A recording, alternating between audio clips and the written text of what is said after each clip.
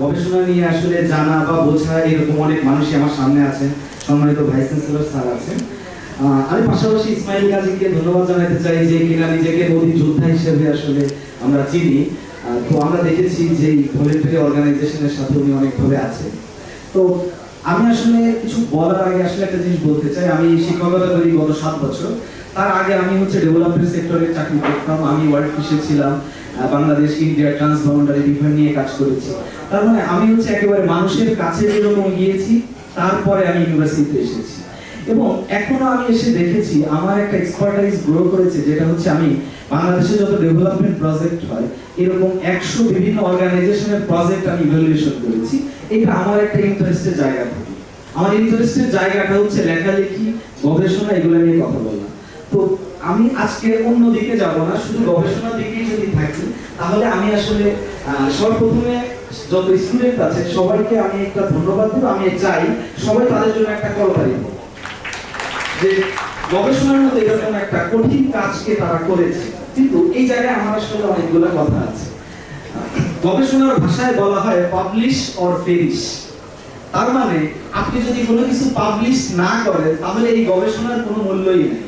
তার মানে আপনারা যে গবেষণাগুলো করেছেন, যারা এই গবেষণার সাথে যুক্ত হয়েছেন, আমি লাইফ টাইমকে ধন্যবাদ জানাবো তাদেরকে গবেষণার মধ্যে আনার জন্য। কিন্তু এটা একটা আফসোসের বিষয়, আপনি যদি 2 মাস ধরে এই কাজটা করে থাকেন এবং এইটায় যদি আপনার কোনো মেথোডোলজিক্যাল ফল্ট থাকে তাহলে কিন্তু এটা আপনি কোনো জায়গায় পাবলিশ করতে পারবেন। তার মানে আমি দেখেছি আপনারা যখন আপনাদের গবেষণার ফলাফলের কথা বলছেন, অনেকে দেখলাম কথাই বলতে পারেন না। তো এটা হতেই পারে যে আমাদের প্রেজেন্টেশন, পাবলিক স্পিকিং, এই সকল স্কিলের যথেষ্ট ঘাটতি আছে। আমাদের আসলে বিশ্ববিদ্যালয় থেকে পাশ করে বের হওয়ার পরেও কিভাবে ইফেক্টিভ কমিউনিকেশন করতে হবে, কিভাবে সিভি রাইটিং করতে হবে, কিভাবে একটা ইমেইল লিখতে হবে, এই জিনিসগুলো আসলে আমরা জানি না। বা একটা রিসার্চের মেথোডোলজি কি হবে, এটার রেজাল্ট ডিসকাশন কি হবে, এটা আমরা জানি না। কিন্তু আমি আসলে বলবো যে এই গবেষণাটা শুরু করার আগেই এই ধরনের একটা মেন্টরিং প্রোগ্রাম হওয়া দরকার, যে জায়গাগুলোতে আপনাদের সামনে যারা আছে তারা বিভিন্নভাবে সহায়তা করতে পারে। কারণ আপনি যাদেরকে এই গবেষণাতে যুক্ত করেছেন তাদের সবারই একটা উদ্দেশ্য গবেষণাটা করে কি হবে, একটা পাবলিকেশন হবে, এইরকম চিন্তা নিয়ে তারা গবেষণায় আসছে। তাদের কারোর সাথে আমার কথা না হলেও আমি বিশ্বাস করি আমাদের দেশের একটা বড় অংশের তরুণ এখন দেশের বাইরে চলে যেতে চায়, কারণ বাংলাদেশে জব নেই।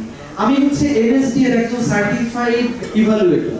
তো ন্যাশনাল স্কিল ডেভেলপমেন্ট অথরিটি বলছে প্রতি বছর 5 লক্ষ গ্রাজুয়েট তৈরি হয় শুধুমাত্র গত 5 বছরে 250 কলেজ, যে জায়গা থেকে আমাদেরকে অনার্স ডিগ্রি দেওয়া হয়।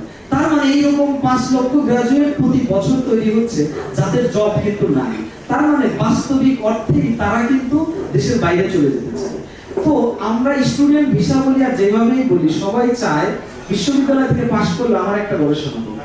তো এইটার ক্ষেত্রে লাইফ টাইম অবশ্যই একটা ভালো কাজ করেছে, কিন্তু আপনি যখন এই জিনিসটা পাবলিশ করতে যাবেন, পাবলিশ করতে গেলে কিন্তু আপনার এই মেথোডোলজিক্যাল ফল্ট, তার মানে আপনি যে ফিল্ডে যাচ্ছেন তাহলে কোন তথ্যটা আপনি নেবেন সেটা কিন্তু আপনি জানেন না, কিন্তু আপনি শুনে এসেছেন। আমি যদি একটু করে বলি, আমরা শিশুদের বিহেভিয়ারাল চেঞ্জ নিয়ে অনেকে কথা বলছেন, অনেকে দেখলাম লিখছেন যে ছাগল পালন।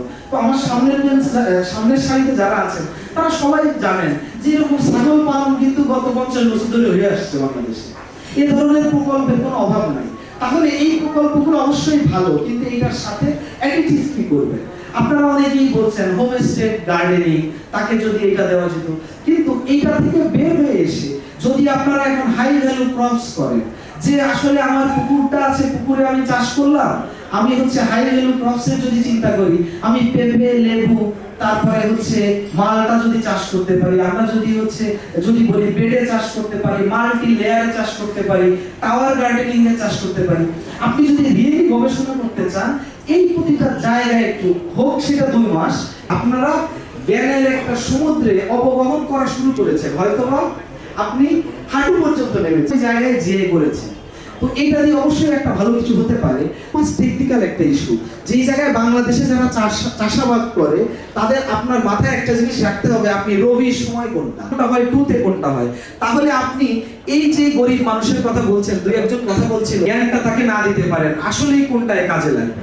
এটা কিন্তু একটা বিষয়। আরেকটা হচ্ছে আসলে কোনো জায়গায় পাশ করতে পারে না, সেই জায়গায় সে ভোকেশনাল পাশ করে। এবং আমাদের বাংলাদেশে মাস্টার্স পাশ করে না এরকম আসলে মানুষজন খুবই কম। আমরা একটা ভিডিও দেখছিলাম, একটা ছোট শিশুকে বলছিলেন যে আপনি পড়ালেখা কেন করেন, তো সবাই করে তাই করি। সরকারি যেটা আছে এই জায়গাতে আসলে যেহেতু সরকার কাজ করতে পারছে না, আপনারা যে স্কিলগুলোর কথা বলছেন, কিন্তু আমরা দেখলাম অনেকেই বলছে সেলাই কাজ।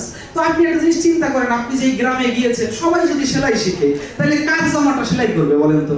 এর বাইরেও যদি আপনারা যে গবেষণাগুলো করেছেন, এইগুলা নিয়ে আমার কোনো না কোনোভাবে অভিজ্ঞতা আছে, আপনারা যদি মনে করেন ফার্দার এগুলো নিয়ে কোনো কাজ করতে চান, আমি হ্যাপি হব আপনারা যদি যোগাযোগ করেন এই লাইফলাইনের মাধ্যমে। এবং সকলের শুভকামনা কামনা করছি এবং ধৈর্য ধরে শোনার জন্য।